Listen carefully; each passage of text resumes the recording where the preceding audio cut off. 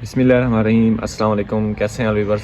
अच्छा, आज हम बात करेंगे अमरूद के पौधे के ऊपर कि हमने इसको किस तरह लेकर चलना है, इसकी किस तरह अच्छी से अच्छी शेप बनानी है ताकि जिस टाइम ये फ्रूटिंग के ऊपर आ जाए तो बाज़ औक़ात हमारे साथ जो मसला दरपेश आ रहा होता है उस टाइम हमारा ये जो टहनियाँ होती हैं, ये देखिए ये टहनियाँ नीचे गिर जाती हैं, नीचे ज़मीन बोस हो जाती हैं। तो फिर क्या होता है, बड़ी बड़ी शाखों को हमें काटना पड़ता है, हमारे जो पौधे का स्ट्रक्चर है सारे का सारा ख़राब हो जाता है। तो आपने पौधे को शेप किस तरह करना है, उसका स्ट्रक्चर किस तरह बनाना है ताकि जिस टाइम ये फ्रूटिंग के ऊपर आए। अभी मुझे कुछ ही मंथ हुए हैं, शायद 1-1.5 मंथ हुआ है मैंने ये प्लांट लगाया है, तो सोचा आप लोगों के साथ भी इसका शेयर कर देता हूँ कि आपने इसको कनोपी आपने इसकी किस तरह बनानी है। कोशिश करनी है कि आपने जिस टाइम किसी भी नर्सरी से पौधा ख़रीदना है तो आपने चंद एक बातों का ख्याल रखना है कि आपने पौधा इस तरह का ख़रीदना है जो बिल्कुल सेहतमंद हो, स्ट्रेट हो।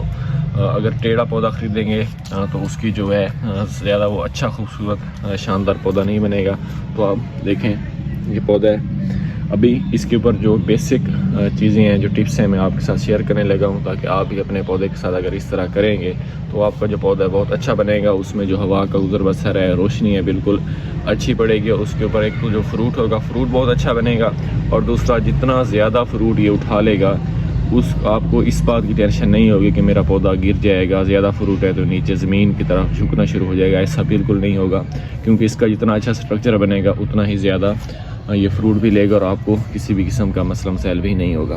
अभी हम ये जड़ से शुरू करते हैं। तो एक ये शाख आ रही है। अब हमने करना क्या है कि अपने पौधे को कम से कम 1 से 1.5 फीट तक एक ही शाख के ऊपर लेकर जाना है। ये देखिए, अब मैं अपने पौधे को यहाँ तक एक शाख के ऊपर लेकर आऊँगा। यहाँ से जो नीचे वाली जितने भी शाखें हैं, ये देखिए, इसको मैंने रिमूव कर दिया है। कोशिश करेंगे आप यहाँ से रिमूव कर दीजिए, यहाँ पर एलोवेरा लगा दें, ठीक है। ये एंटी फंगल होता है ताकि यहाँ से और इसको जो आपने कट लगाना है ये 45 पे इस तरह कट लगाना है ताकि अगर बिलफर्ज बारिश वगैरह आ भी जाए तो यहाँ पर पानी स्टॉप ना हो। अगर यहाँ पर पानी रुक गया तो फिर यहाँ से आपके पौधे के ऊपर फंगस अटैक हो सकती है। तो फिर क्या होता है, यहीं से सुराख होना शुरू हो जाता है और आपका पौधा जो है वो बीमार होना शुरू हो जाता है। तो पहला काम आपने ये करना है, पौधे को बिल्कुल स्ट्रेट ऊपर लेकर जाना है। अब आगे आते हैं। अभी मैंने इनके ऊपर जो है नीला थोथा प्लस जो है अनगुझा चूना उसका भी करना है।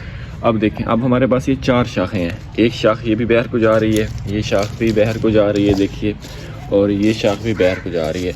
अब मैं क्या करूँगा, ये जो 3 बाहर को शाखें जा रही हैं इनको छोड़ दूँगा, और जो बिल्कुल स्ट्रेट शाख जा रही है सीधी, ये वाली, ये देखिए, ये आपको ये पता नहीं, ये देखिए, ये जो बिल्कुल स्ट्रेट शाख जा रही है मैं इसको काट दूंगा।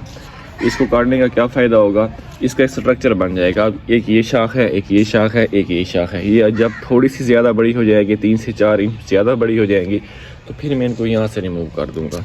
इसके ऊपर और शाख आएंगे, क्योंकि मैंने स्टेप बाई स्टेप चलना है ताकि इसका जो स्ट्रक्चर है वो अच्छे से अच्छा बने। अब मैं जो इसकी दरमियान वाली शाख है, ये देखिए,